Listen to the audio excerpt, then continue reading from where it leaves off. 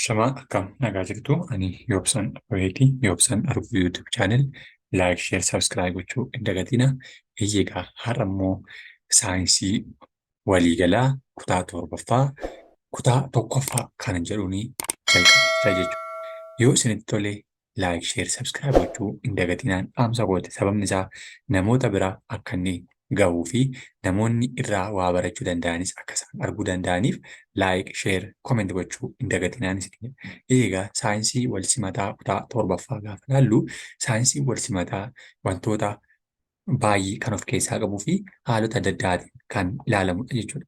Mata-dureewwan isaa yookiin immoo fuulli jalqabaa isaa kana kan fakkaatu ta'a. Kutaa tokkoffaa yookiin kutaan torbaffaa isaa kun gaa baafata isaarraa kaasee boqonnaawwan torba kan qabuu fi mata-dureewwan xixiqqoo boqonnaa torba jalatti baay'atanii jiran kan qabatee jiru jechuudha. Boqonnaan tokkoffaan gaa yaad-rimeewwan boqonnicha jalatti haammatamanii jiran muraasa isaanii kan of jalatti qabatee jirudha jechuudha. Isaanis bu'aalee barachuu keessatti adeemsaaf xumura barnoota boqonnichaallee kan of keessatti haammatee jiru yaad-rimeewwan bu'uuraa saayinsii walii galaati jechuudha.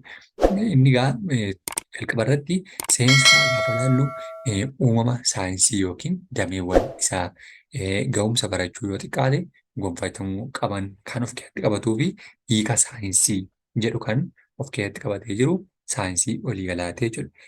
Hariiroon saayinsii beekumsaa xabboo fi saayinsii ammayyaa jidduu jiru maali kan jedhullee kan of keessatti qabatudha jechuudha. Kan aadaa yookiin immoo naannoo keessatti barannuu fi kan nuti ammayyummaadhaan yookiin immoo saayinsii qoratameen of keessatti ilaallu haala isaa wal gidduu jiru maalidha kan jedhu kan ilaalludha jechuudha. Jecha saayinsii jedhu beektonni adda addaa hiika garaagaraa kennanii kan isaan itti hiikanidha jechuudha. Saayinsiin beekumsaa fi adeemsa beekumsa ittiin argatan, saayinsiin mala qo'annoo beekumsa ittiin gonfatan fi kanneen kana fakkaatan kan of keessatti qabatee jiru saayinsii jedhama jechuudha. Saayinsiin beekumsaa fi adeemsa beekumsaati. Saayinsiin mala qo'annoo qorannoo ittiin argataniiti. Waliigalatti egaa saayinsiin beekumsa qindaa'aa ta'e karaa wandame daawwachuun, mala dhahuu, yaalii gaggeessuutiin ibsuun, hiikuu fi sababa yookiin sababeessuudhaan kan argachuu dandeenyu saayinsii jedhama jechuudha. Ilmi namaa jiruuf jireenya isaa fooyyessuuf jecha mala aadaatiin saayinsii fi wantoota inni itti fayyadamaa ture fakkeenyaaf sibiila baqsuu, meeshaalee garaagaraa tolchuu, biqiloota adda addaa irraa qoricha qopheessuu, ilillii garaagaraa cuunfuu yookiin abaaboowwan garaagaraa cuunfuutiin barreessuu fi kan kana fakkaatan illee karaa inni ittiin aadaadhaan yookiin abboodhaan argachaa ture keessaa isaa duraati jechuudha. Saayinsii waliigalaa egaa hariiroo ollaa turanidha jechuudha. Walitti ammayyaaf kan xubboosuun waliif hariiroo qabaatu jechuudha. Sababni isaa biqiloota irraa wantoota adda addaa irraa hojjetaa waan turameef jechuudha. Saayinsiin madda beekumsaa yookiin immoo madda karaa ittiin beekumsa gabbifatanii fi kan aadaarraa adda kan ta'een karaa salphaa ta'e kan ittiin argachuu danda'an bal'aa ta'ee fi beektonni qorannoo akka tolchuu jecha damee adda addaatiin qoodanii jiru jechuudha. Haaluma kanaan saayinsiin dameewwan maallaa dameewwan ijoo lamatti qoodamaa jechuudha. Isaanis saayinsii uumamaa fi saayinsii hawaasaati jechuudha.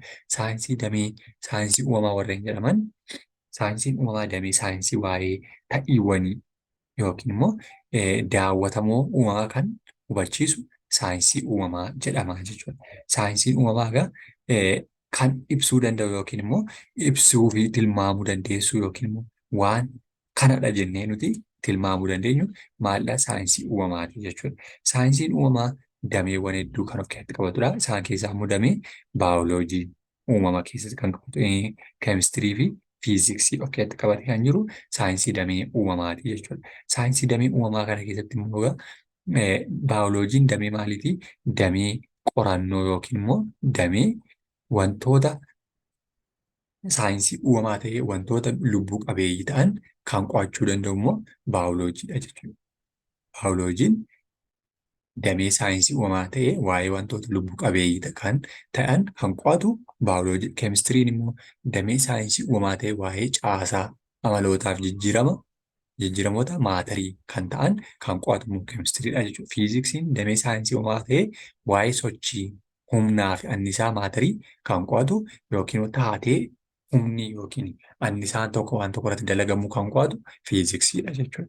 Hariiroon damee saayinsii uumamaa sadeen kun egaa hariiroo isaan yookiin walitti dhufeenya isaan qabanii dameen saayinsii uumamaa gidduu hariiroo cimaa ta'etu jira waan ta'eef gidduu isaaniitti immoo daangaan garaagarummaa kan jedhamu hin jiru jechuudha. Kanaaf dameewwan saayinsii uumamaa walitti dhufuun gosa barnootaa kanneen akka baayoo keemistirii, baayoo fiiziksii, baayoo fiizikaala keemikaalii fi kan kana fakkaatan immoo uumama fakkeenyaaf damee footoseenteensisii. Fakkeenyaaf footoseenteensisiin keessatti annisaa barbaachisu wal nyaatiinsa yookiin keemikaala gaggeeffamuu fi adeemsi kun guddina biqilootaa faayidaa inni qabu keessaa immoo hariiroo baayoloojii, keemistirii, fiiziksii waliin qaban ni argisiisa jechuudha. Hariiroon baayoloojii fi keemistirii gidduu jiru egaa hariiroo garaagarummaa baay'ee hin qabne ta'etu kan tajaajiludha jechuudha. Hariiroowwan walitti dhufeenya guddaa qabanidha jechuudha. Sababni isaanii immoo sadan isaanii gidduu wantoota yookiin immoo kan isaan qo'atan wantoota baay'ee garaagarummaa walirraa adda hin taane kan isaan qo'atanidha jechuudha. Akka fakkeenyaatti kun gabatee kana keessatti inni kun baayoo keemistiriidha. Baayoo keemistiriin bicaadhaan, baayoloojii magariisaan, baayoo fiiziksiin innis baay'ee bicaa inni immoo bicaa baayoo keemistiriirraa xiqqoo ishee garmalee xiqqoo ishee gara bicaa garmaleetti kan siquudha jechuudha. Fiiziksii keemistirii halluuwwan kanaati jechuudha. Kanaaf garaagarummaan isaanii baay'ee ta'ee mul'atu jechuudha. Kanaaf hariiroon isaan sadan waliin qaban saayinsii uumamaa keessatti gahee guddaa taphatu walirrattis kan isaan hariiroo baay'ee waliinis qabanidha jechuudha. Inni kan biraan egaa saayinsii fi teekinooloojii. Saayinsii fi teekinooloojii gaafa jennu saayinsiin kan qo'atudha. Teekinooloojiin immoo waan haaraa kan fidudha jechuudha. Saayinsii fi teekinooloojiin rakkoolee ilma namaa akkamitti akka furuu danda'uu fi fakkeenya kan kennanidha jechuudha. Saayinsiin kun uumamaa egaa rakkoo dhala namaa yookiin immoo waan tokko salphisuudhaaf teekinooloojiidhaan haala salphaa ta'een waa salphisanii himuudhaaf yookiin argisiisuudhaaf kan gargaaran saayinsii fi teekinooloojiidha jechuudha.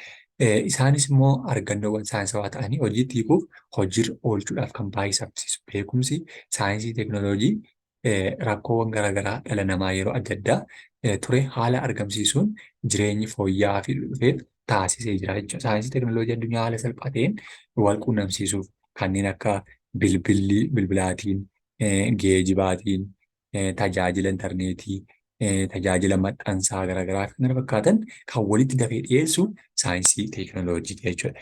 Beekumsi saayinsii teekinooloojii gaafa hojii baratamaa guyyaa guyyaan hojjennu keessatti hanga dhimma guutuu addunyaa jiranitti haala salphaa ta'een saffisiisuu fi mijataa ta'een hojjetudha jechuudha.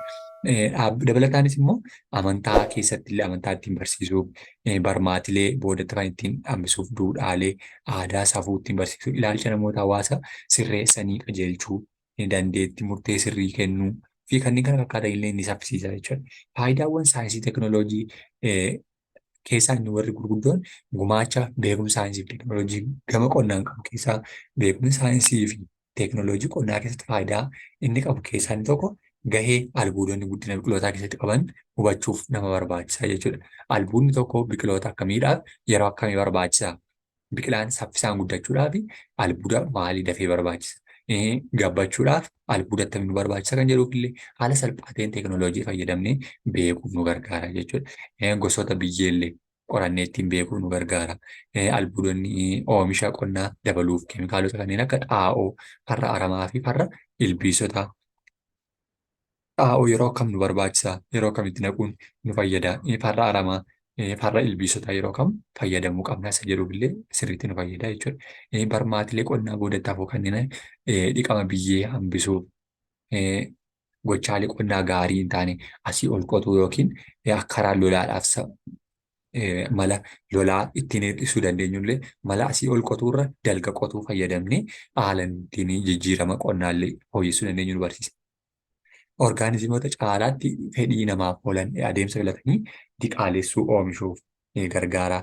Malli filatanii diqaalessuu immoo beekumsa saayinsii ammayyaa baayoo teekinooloojii jedhamu keessatti kan nu fayyadudha jechuudha. Akkasuma gumaacha beekumsa saayinsii teekinooloojii gama guddina industirii guddina industirii keessatti qabullee kan nu barsiisuu danda'u yookiin immoo irraa arguu dandeenyudha jechuudha. Saayinsii teekinooloojii oomisha haaraa oomishuun fedhii hawaasaa guutuu keessatti illee gahee guddaa qabaata jechuudha. Saayinsiif teekinooloojiin. Saayinsii teekinooloojii keessatti beekumsi keemistirii meeshaalee ijaarsa kanneen akka simmintoo, istiilii yookiin hadiida, ayiranii, alumineemii, qalamaaf kan kana fakkaatan illee oomishuuf nu fayyada jechuudha. Kanaaf faayidaan saayinsii fi teekinooloojii guddaadha jechuudha. Kana malees meeshaalee kanneen akka dibataa, huccuu, saamunaa, pilaastikii, dhagaa, baatirii, keemikaalota adda addaa fi kanneen kana fakkaatan illee oomishuuf gahee guddaa qabaata jechuudha. Beekumsi saayinsii fi teekinooloojii kun egaa kanneen akka boba'aa konkolaataa, xiyyaara oolanii fi oomishuullee ni fayyada.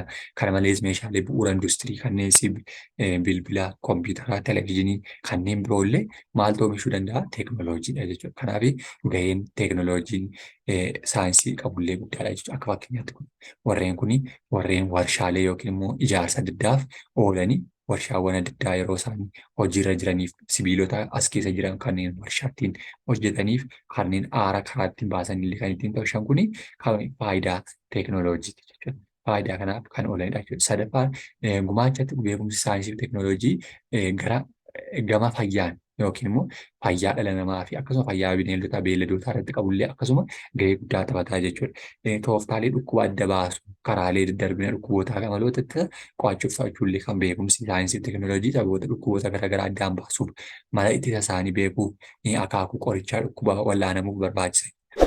Dhiibbaa qorichoonni qaama namaa irratti qabanii xiinxaluuf barbaachisan illee adda baasee nu tajaajila jechuudha. Fakkeenya talaallii pooliyoo, talaallii dhukkuba COVID-19 kan kana fakkaatan illee beekumsi saayinsii fi teekinooloojii gama fayyaan qabullee guddaadha jechuudha. Beekumsi saayinsii fi teekinooloojii gama kunuunsa naannoof qabu naannoo keessa jiraannu keessatti dhiibbaawwan naannoorraa akka isaan hin geenyeef kan gargaaran ijaaran deemsa qofa keessatti qabeenya uumamaa sababoota baay'inni uummataa addunyaa garmalee dabaleef maaltu saffisaan babal'achuu warshaaleen gaafa bal'atu aarri warshaalee keessaa ba'an saffisaan dabalaa deema kan konkolaataa fi kanneen kana fakkaatan kan warshaa kanneen biqiloota gubatanii adda addaa keessatti rakkoon kun akka namaa taasisuufis ni tajaajila jechuudha. Akkasuma bosona ciruu hir'isuuf illee ni gargaara teekinooloojiin. Soolaarii annisa soolaarii qilleensa irraa argamu ji'oota termaalii fi maddoota annisa biroollee maal fayyadamuuf nu gargaara jechuudha. Warreen kun kan madda tarbaayinii yookiin qilleensa irraa annisaa fayyadamanidha jechuudha. Kun immoo bishaan gadda buutiin biqiloonni akka isaan aarri bishaan keessa bu'u akka inni hawaasa naannoodhaaf fayyadu jiidhina naannoo akka inni eegullee ni taasisa jechuudha. Akka rakkina balaawwan hin geenye kun kan qilleensaa yookiin tarbaayinii humna annisaa qilleensaa fayyadu soolaarii haala salphaa ta'een osoo aarri warshaa keessaa hin bahin nu fayyaduu danda'u. Fi kanneen kana fakkaatan saayinsii fi argannoowwan teekinooloojii inni kan biraan immoo dhalli namaa seenaa jireenya isaa keessatti dagaaginaaf guddina saayinsii teekinooloojii taasisuun jireenya isaa yeroo gara yerootti maal ta'a fooyya'aa dhufuullee danda'ee jira. Namni wanta akka lubbuu qabeeyyii tokko ilaaluu wantoota maal hojjeta jiran yaalii gochaa turuun milkaa'ee kanneen fakkeenya kaameraa kaasuutiin kanneen tajaajilan hojjechuuf dalaga xiyyaara hojjechuuf haala tajaajilan keessa kun allaattii kana ilaaluutiin maal hojjeteera xiyyaara hojjechuu danda'eera jechuudha. Kun teekinooloojii yookiin immoo gara ammayyaatti kan nu geessan keessaa tokko. Saayinsistoota beekamoo addunyaa fi Itoophiyaa keessaa immoo beekamoo ta'anii jiran keessaa immoo beekumsi saayinsawaa yeroo ammaa kana gara addunyaatti jijjiiramaa keessaa immoo hojii saayinsistoota adda addaatiinidha. Dagaaginni beekumsi saayinsii yeroo tokkotti kan argame osoo hin taane baroota dheeraa keessa adeemsa tirannaa fi suutaan guddachaa kan dhufedha jechuudha. Akkasuma immoo kanneen saayinsistoota biroo keessatti kanneen ramadamanii yookiin immoo gahee isaanii taphachaa turan keessatti immoo yaada dhiyaate kanneen irratti kan gaggeessuun argannoo yaada haaraa deeggaruu kuffisuu dhiyeessaa saayinsistoonni biroo wal fakkaatan yaalii hedduu taasisaniiru jechuudha. Isaan keessaa kanneen akka Mikaayil Faradaay. Mikaayil Faradaay kan jedhamu bara 1791 hanga 1867 akka lakkoofsa warra Awurooppaatti maal hojjeteera? Faradaay keemistirii fiiziksii biyya Biriitish qo'annoo yeroo waa'ee elektirikii akkaataa isaaniitti wal saaquu danda'an elektirookeemistirii irratti gumaacha olaanaa taasiseera. Bara 1931 Faradaay piriinsiipiloota yookiin immoo tiraansfoormariin elektirikii fi jenereetaroon ittiin dalagan illee naannoo isaa ifoomsee jira jechuudha. Argannoon isaa immoo elektiriksitiidhaan jechuudha wal qabate gara teeknooloojii haaraatti illee akka ce'u taasiseera jechuudha. Albert Einstein Albert Einstein 1879 kaasee haga 1950 haga 1950 inni immoo maal hojjeteera? Albert Einstein nama cimaa yookiin immoo nama dandeettii teeknooloojii haaraa uumuutiin beekamu keessaa isa tokko yoo ta'u, innis immoo Albert Einstein Jarman ogeessa fiiziksii herreegaa kan ta'ee fi tiyoorii maal jedhamu rilaatiivii gabbisuun kan beekamu bara 1921 qo'annoo waa'ee taatee footoo elektiriikii kan jedhamu taasise yookiin badhaasa noobeelii argatee jira jechuudha. Qo'annoon isaa immoo dagaagina annisaa atoomikii irrattis gahee olaanaa kan qabatedha jechuudha. Egaa Toomaas Taansee immoo Toomaas Edeesanidha. Toomaas Edeesan maal hojjete? Toomaas Edeesan nama lammii Ameerikaa daldalaa fi argannoo kalaqaa qabu keessaa isa tokko yeroo ta'u, ampuulii filaamentii yookiin kaarbenii fayyadamuutiin ampuulii maal dalaguu nama danda'edha jechuudha. Ifatti nama baasedha jechuudha. Ampuulii amma fayyadamu kana 1847-1931tti Toomaas Edeesan kan jedhamu immoo kan hojjetedha jechuudha. Kanaaf teeknooloojii ammayyaa fi teeknooloojii tabboo keessatti gahee guddaa warreen taphatanidha dursanii jechuudha. Saayinsistoonni bebbeekamoon Itoophiyaa keessattis immoo akkasuma ni jiraatu. Isaan keessaa immoo namoonni muraasni maqaan gammaatti kan beeku yookiin immoo kan gahee guddaa taphatanii jiran keessaa Dooktar Akililuu Lammaa kan jedhamullee biyya Itoophiyaa keessa jira jechuudha.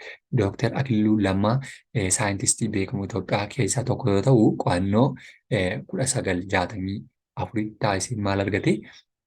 19 kanatti dhukkuba shistozoomiyaazizii yookiin immoo bilaarziyaa kan jedhamu shistosoomaa kan jedhamu kan yeroo dhufu taasisee qorichaa yookiin jedhamuun dhufu irratti taasisee qorichaa daddarbaa dhukkuba kanaa ittisuu argatee jechuudha. Dhukkuba bilaarziyaa kun immoo dhukkuba beekamoo raammoo maxxantuun daddarbuu fi Itoophiyaas dabalatee Afrikaa keessatti waggootii namoota miliyoona 200 hanga 300 miidhaa turedha jechuudha. Dooktar Akililuu Lammaa kuni dhukkuba maxxantuu raammoo baatti ta'e marsaa jireenya isaa keessatti sadarkaa jiisaatti ciilalluu bishaan keessa jiruudhaatu keessa sadarkaa ga'e isaatti yommuu nama keessa jiraata jechuudha.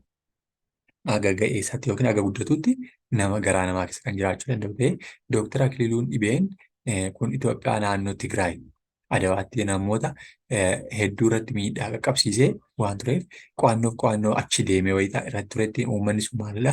Aadaatiin uffata maaliin uffata isaanii handoodee yeroo miiccan argee jechuudha. Bishaan dhugaatii dhiqannaa fayyadamanis immoo bishaan laga sana Dooktar Akililuun dameewwan isaa taasiseen immoo iddoo uffata miiccatan yeroo dhaqetti namichi kun jechuudha yookiin Dooktar Akililuu Lammaa namichi jedhamu kun biyya Itoophiyaa keessatti handoodeedhaan yeroo isaan guyyaa isaanii yookiin uffata isaanii miiccan illee yeroo argetti maal godhee gadi bishaan laga kanatti fayyadamuun dhibee irraa bilisa wayitaa ta'an namoonni bakka uffata itti miicamuu gara gubbaa ta'an immoo dhibeef kan saaxilaman ta'uu hubatee jechuudha. Garaagarummaan kun egaa maaf uumamee jechuun qorannoo gaggeesseen saayinsii biqiltuu handoodee ciilalluu bishaan keessa dandeettii ajjeesuu akka qabu irra gahee jechuudha. Haalli kun immoo marsaa jireenya raammoo maxxantuu addaan kutaa waan ta'eef daddarbuu dhibee hambisuu akka danda'u illee mirkaneessee jechuudha.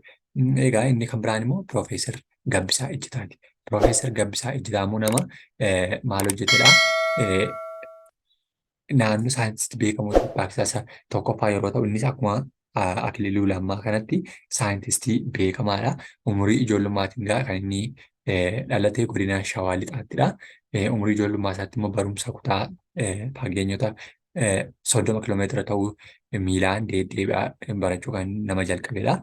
Haa ta'uyyuu malee ogummaa isaatiin immoo qorannoo midhaanii yookiin mishingaa yookiin boobee kan jennu sanyii filatamaa kan gogiinsa dandamachuu bishaan xiqqaan oomishamu oomisha guddaa kennuu danda'u nama oomishuu danda'edha jechuudha. Addunyaaf gumaachise argannoon isaa kun immoo biyyoota hiyyeeyyii akka Afrikaatiif hanqina wabii nyaata mirkaneessuu keessatti gahee guddaa taphatee jira jechuudha. Nama kana jechuudha. Eenyudha? Piroofeesar Gabbisaa Ejjitaa kan jedhamu jechuudha. Kanaaf gahee guddaallee kan taphatan saayintistoota aadaarraa kaasanii haga ammayyaatti kan deemsan keessaa warreen jalqabaate jechuudha. Piroofeesar Alamtsaayii Mokonnon kan jedhamtullee akkasuma Alamtsaayii Mokonnon kan jedhamtullee qorannoo isheen taasisaa turte keessatti dubartoota yeroo jalqabaaf qorannoo taasistu keessa jedhamtee kan beekamtudha jechuudha. Isheenis immoo qoricha farra ilbiisota fayyadamuun dhiibbaa dhala namaa irratti qaqqabsiisu kan qaqqabsiisuu danda'u kan himtedha jechuudha. Lammaffaa immoo biqiloota namaa fi bineeldota dawaa ta'an nama fayyaduu ta'an danda'an illee kan qoratte immoo dubartii Alamtsaayii Mokonnon jedhamtu kanadha jechuudha. Inni kan biraan naamusa ogummaa saayintistootaa irraa eegamu yookiin immoo hubatamuu qabudha jechuudha.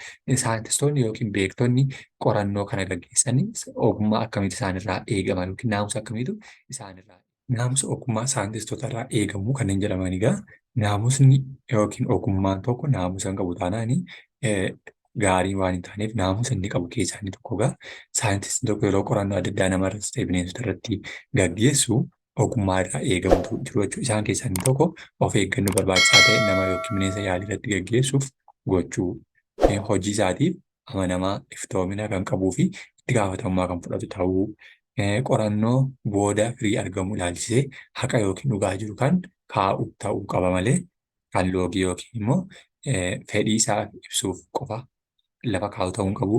Hojii argamoota namoota biroo akka kan ofiitti dhiyeessuun seeraan nama gaafachisa jechuudha. Qorannoo mataa isaa danda'e qofa kan qorate yookiin kan argate qofa kan inni dhiyeessuu danda'udha jechuudha. Kanaaf gaheen saayintistiin tokko qabu mataa isaarraa kaaseetudha jechuudha.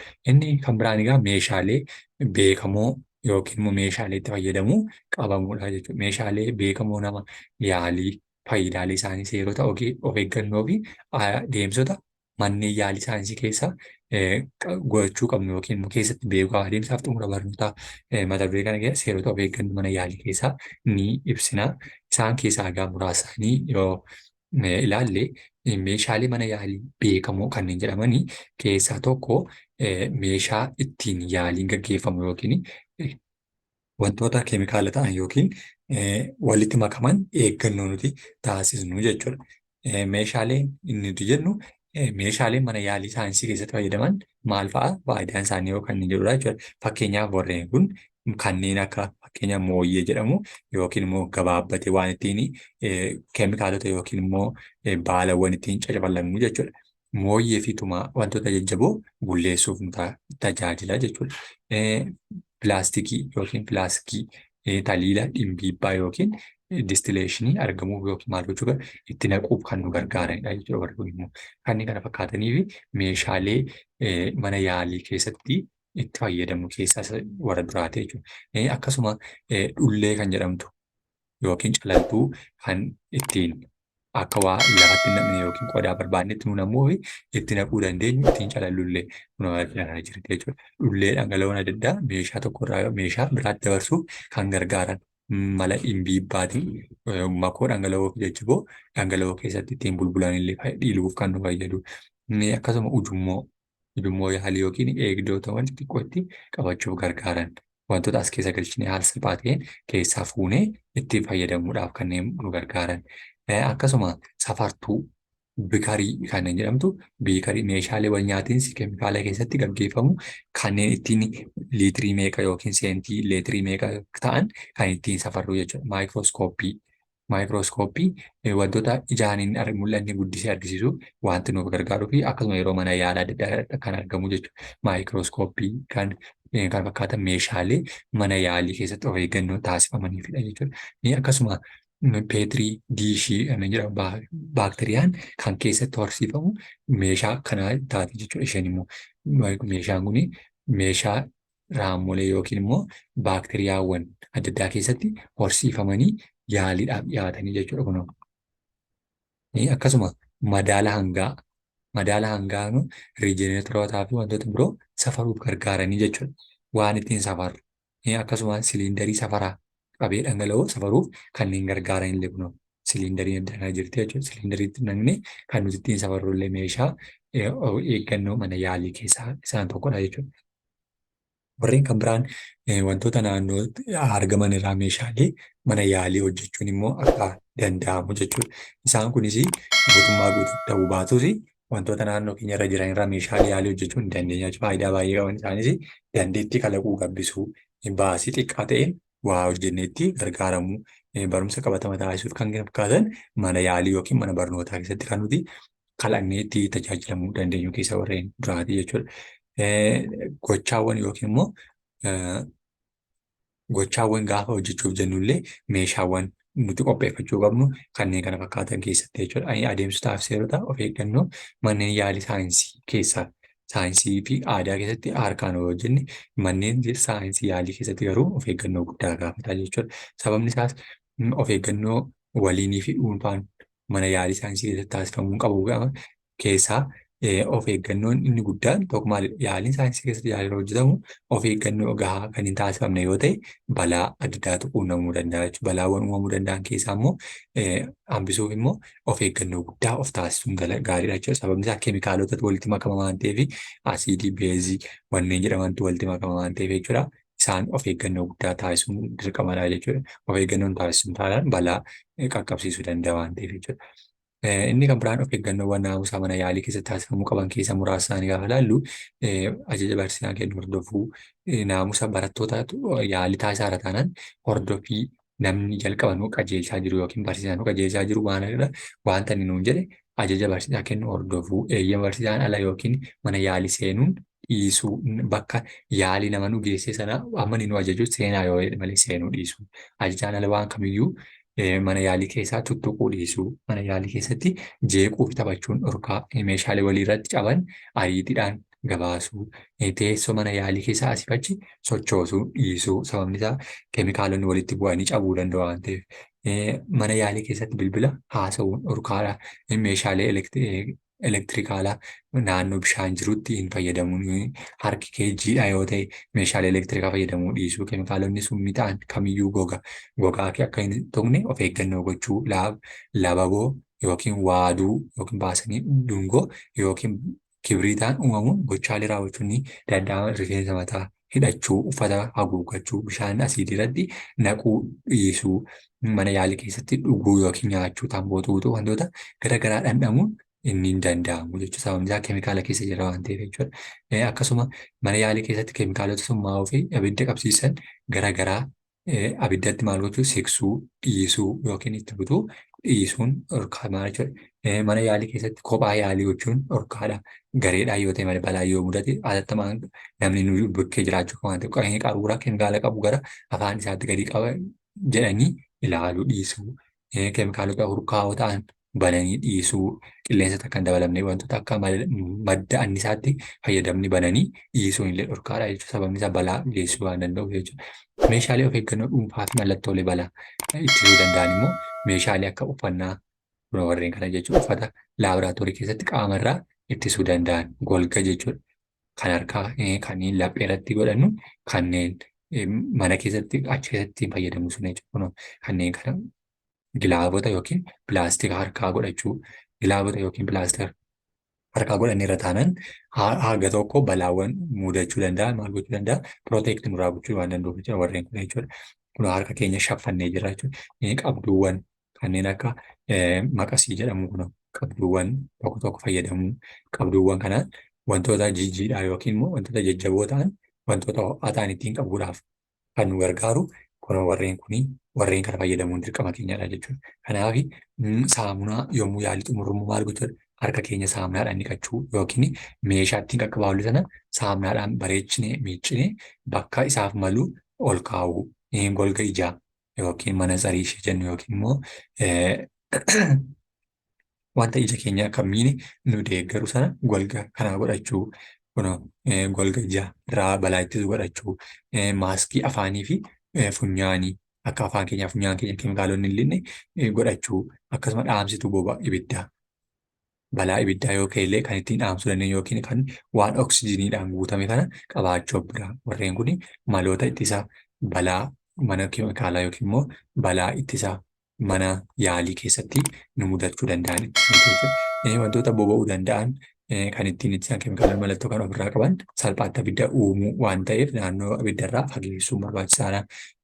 Wantoota summaa'oo ta'an irraa of eeggachuu wantoota gogaa hooksisuu danda'an kanneen ijaaf gogaa nama yoo argatan kan hooksisanii madeessan irraa of eeggachuu mallattoo kana hordofuu iddoo nyaataaf dhugaatiitti dhorkaman sababa kuufamni keemikaala sorry, summaa'oo ta'an jiranii fi mana yaalii keessatti nyaachuuf dhugaatii dhuguun dhorkaa akka ta'e mallattoo kana hubachuu wantoota dhoohuu yookiin danda'an immoo mana yaalii saayinsii keessatti keemikaalonni haala of eeggannoo qabu yoo hin qabamuu baatan haala salphaan dhohuu fi balaa namaa saaxiluu danda'u. Mallattoolee kana eeggachuudhaan maal gochuu dandeenya jechuudha balaawwan dhufuu danda'an hundallee ittisuu akka dandeenyudha jechuudha. Kan har'a ilaalaa turre saayinsii wal simataa kutaa torbaffaa boqonnaa tokkoffaa kutaa tokkoffaa ture. Yoo isinitti tolee yoo ibsan arguu YouTube channel like share subscribe gochuu hin dagatinaa galatoomaa.